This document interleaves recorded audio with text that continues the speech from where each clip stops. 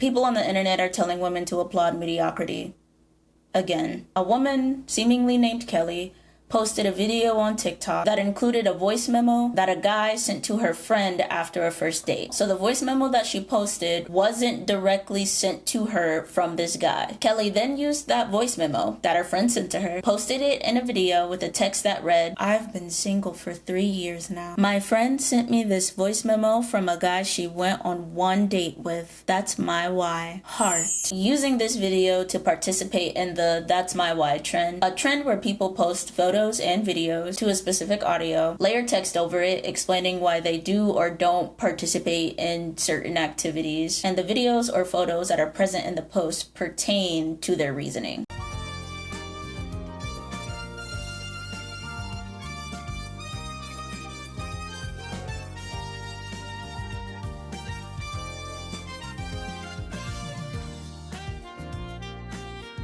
Here's a more accurate example of how people use the trend on TikTok.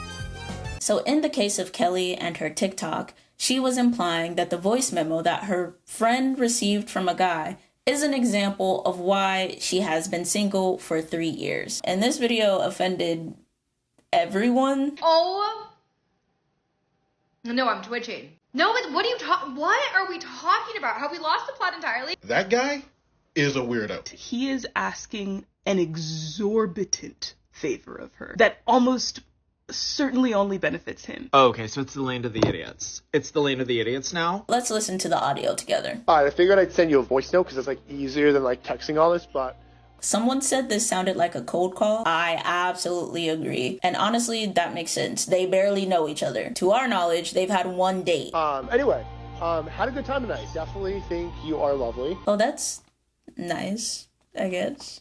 However, I would love to, if we're going to go to your place on Thursday, I mean, I am looking to have that physical intimacy to see if, like, I am sexually compatible with you. So, like, if I'm going to come over, like, I would be hoping to, like, hook up, have sex, have a good time, have, like, that romantic spark and that physical spark there for my own sake. Please note that he said for his own sake. I think it's important to acknowledge that based off his own words, he is not sending her this voice memo out of consideration for her at all. It's for his own sake. Those are his exact words. Because it's hard for me to continue dating someone and seeing them if I don't know if I'm sexually compatible. So mind you, they've been on one date. Just one date. One singular date. That makes it two. One date, one singular date. And I don't think having sex on the first date, the second date, before any dates, I don't think that's bad at all. I don't think it's too soon. I think whatever the time frame is perfectly fine as long as we have two consenting adults here. Please get that gasm. However, can you even say you're dating after one date? Like you said, he's not comfortable continuing to date someone. But if I've gone on one date with the person, I don't consider us to be dating. If I went on one date with somebody and a friend asked, "Oh yeah, what's going on with you and so-and-so?" I'd say, "We went on a date." I would not consider us dating. I don't know. Is that just me? I know you said I don't know about that. So this implies that they already had some sort of conversation revolving around intercourse. And sometime during that conversation, she already told him, "I don't know about that." Now, to me, someone who considers themselves relatively emotionally intelligent, I would take that as a no, hard stop. And I wouldn't bring it back up again unless they initiated that conversation. Or I would ask for clarity on what their boundaries and expectations are regarding intercourse and evaluate if it aligns with mine. Either way though, if I knew that Donnie, needed sex for my own sake in order to date someone, I would be looking for someone who also needed or wanted sex. But if you want to give him the benefit of the doubt, which I don't know why you would want to give a man the benefit of the doubt, but if you do, her saying, "I don't know about that," if that's what she actually said, because we don't know, I don't know about that, is not a yes or a no. But I do stand on emotional intelligence would tell you that that's a no. So, like, I guess my thing is like, what would be the point of me coming over then if we're not gonna, like, hook up and, like, cuddle and like be intimate with each other. What would be the point? Brother, you mentioned several points throughout this voice memo that you decided to send. You said she was lovely. You mentioned romance and cuddles. Those things are not exclusive to sex. And sure, it's not necessarily wrong of someone to have romance and cuddles contingent upon sex as a prerequisite for dating. Notice how I said prerequisite? That means before any dating was to occur, including the first date. So it would be very decent human being of you not to imply to someone who seemingly doesn't share the same ideals as you that they are not worth seeing unless they bust it open for you. People were saying that this was him setting a boundary. I say, shut your bitch ass up! That is false. You can set a boundary for yourself, not for others. If his boundary is that he needs to assess sexual chemistry before dating someone, then he needs to be finding people who are willing to accept that as his boundary before even going on a date. In this instance, exercising his boundary would be telling her that he understands that she is not completely comfortable with having sex with him at this time, and proceeding to remove himself from the situation altogether because it is a necessity for himself. If he did want to leave the option open for her in the future, he can definitely still say that. But in the moment where his needs are not being met, then that is where he would remove himself, not put the ball in her court. There's nothing wrong with putting the ball in her court, but that's not a boundary. A boundary is not open-ended. That's why it's a boundary. Bounds. There's no room to cross it. You put the boundary there so that you can make a decision for yourself. And also he said hook up or hooking up. So are they dating or hooking up? Because again, to me, those are separate things. If you're dating, then you're not just hooking up. That could just be me though. I don't think of them as interchangeable. Please let me know otherwise if that's the case. But if they were just hooking up, I would assume that there would be no reason for him to send this voice memo in the first place. And if that's what you don't want... Yeah, man. I mean, if she wanted that, she probably would have said so during whatever initial conversation that you guys had, instead of, I don't know about that.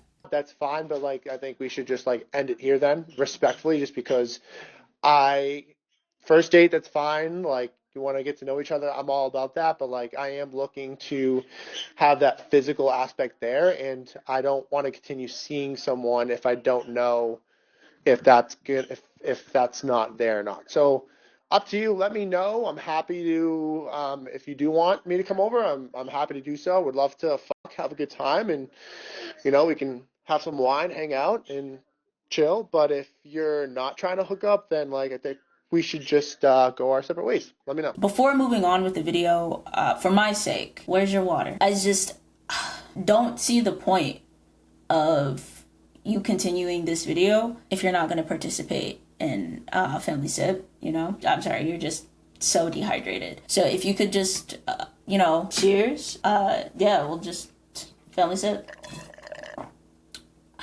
When I first heard this audio, my initial thought was just, ew. Was he transparent about his intentions? Meh. I mean, if you needed sex in order to date someone, you should have led with that before going on a first date. And, we aren't there. Maybe he did. I feel like he probably didn't, because it's well known that within dating, people tend to enjoy getting to know someone before having intimate relations. Not all people prefer that, but a lot of people do. Did he communicate? Sure. He used words and got his point across. Was it effective communication? No. That's up to the recipient of his communication. Was he rude and disrespectful? In my opinion, yes, but that is based on my communication style. I don't know where he's from or where these people are from. He kind of gives off that East Coast, New York, New Jersey vibe, that very direct way of speaking to someone. And if you're not used to that, you may find like East Coast, New York, Jersey people rude. But if you're familiar with the area or just know people that speak in that same way, then you may not take it as personal. You may even like it or prefer it. That's kind of what his tone reminds me of though. But yeah, my initial thoughts were that this was manipulative at worst, insensitive at best, and I would find it disrespectful if it was sent to me. Is it great that he didn't put her in an uncomfortable situation by acting on his own expectations without her consent? Yeah. Was he pretty insensitive in the way that he went about it? Yeah. Was her uncomfortability with having sex with him already implied by her not giving him a straight answer? Yeah. Should he have taken that as a hint?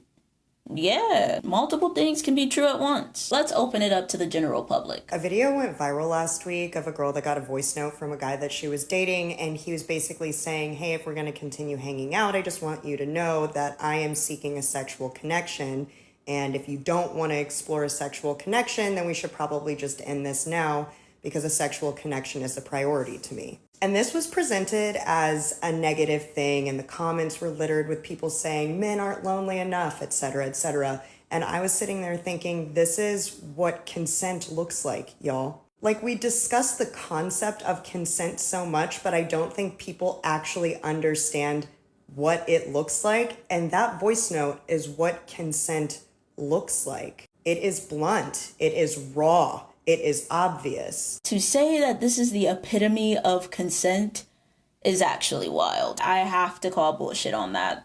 Because what? Was it a way of going about getting consent? Sure, but people are allowed to have and should have standards for how they allow themselves to be communicated with. And to make this voice memo of a person telling another person that they see no value in spending time together without the promise of sex, the standard for consent, is not only dangerous, but puts the bar right in between Satan's cheeks. This barely qualifies as consent to me. Consent can be revoked at any time. So what if she changes her mind later? Does he still have consent if she previously said yes? Because he has a recording of him asking her, and he has a reply of her saying yes. So now, while the answer is no, if she revokes consent, she revokes consent, and they should not be moving forward having sex, her right to do that can now be contested. Like, I'm an attorney, and this is my take on the voice note that's going around right now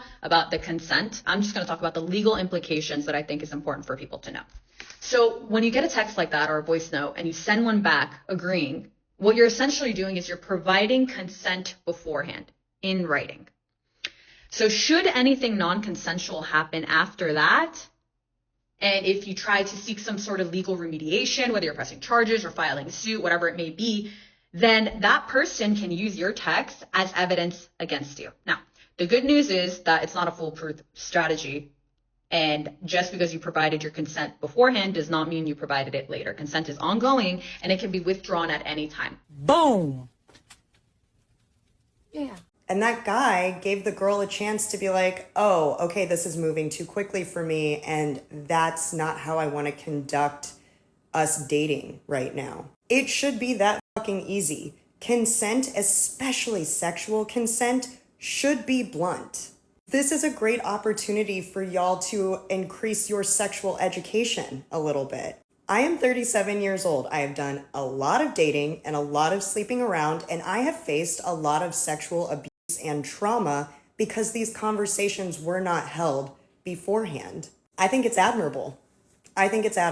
You think bare minimum human decency is admirable? Because he actually gave her an option instead of just SAing her. We need to regard this as noble and applaud his efforts. What are we actually talking about here? And I think that if you are unwilling to have upfront and blunt conversations about your sexual health and your sexual expectations with someone that you are likely eventually going to have sex with, then you probably shouldn't be dating anyone at all. Was he upfront though? I mean, none of us really know. I guess he could have said, Hey, we need to fuck before going on a first date so I can know if this is gonna work. And she could have responded by begging and pleading on her hands and knees for him to just take her on one date before she presented her labias unto him, to which he obliged. That is the only scenario in which I could see any validity to him sending this voice memo. Y'all need to learn how to communicate, and you need to understand that the more directly and bluntly you communicate with other people, the better your fucking relationships will be. We are so unfortunately deeply conditioned by like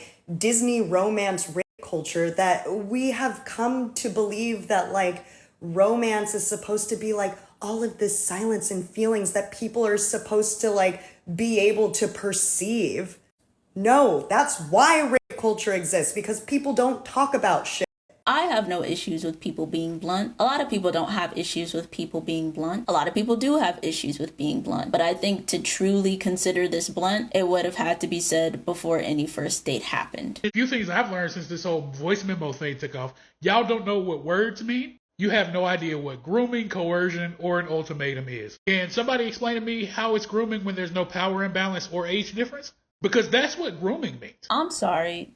Do you know Kelly and them? Is voice memo man your old bud, your old pal? How do you know there's no power imbalance or age difference? Are these good friends of yours? Also, I don't think you know what grooming is, because anyone can be groomed. It usually happens to children or at-risk adults because they are the most vulnerable, but at any point in your life, you can become someone who is susceptible to grooming. 2, coercion. Asking somebody to make a decision is not coercion. Coercion implies something bad will happen if you do not follow through. Not continuing a relationship in which you were not compatible is not a punishment. I do think it can be harmful to casually toss about the term coercion, because I do think ultimately that would depend on what his actual intentions were in bringing up the topic of sex again. Was it solely to put the ball in her court? And I'm specifically saying that because that's different than a boundary. Was he genuinely just trying to get a clear answer and perhaps just wasn't the nicest about it? Or was he trying to utilize some form of manipulation